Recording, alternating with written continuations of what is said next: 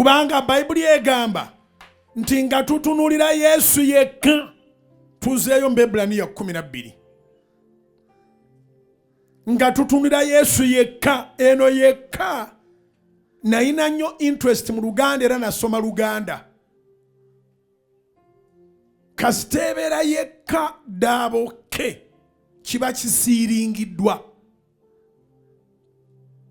Yekka Ddaabo ke kitegeeza teri mulala alitunuulirwa. Bw'ebeera yekka singo ke waba wakyaliwo karuumu. Kati eno bagiyita yekka Ddaabo ke.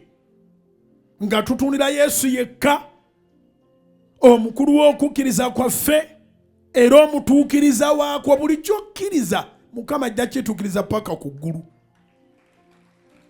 By'oyagala Mukama waffe Yesu agenda bikola paka kukukolera eky'okuyingiza mu ggulu. Lumakinga olunyiriri olwo.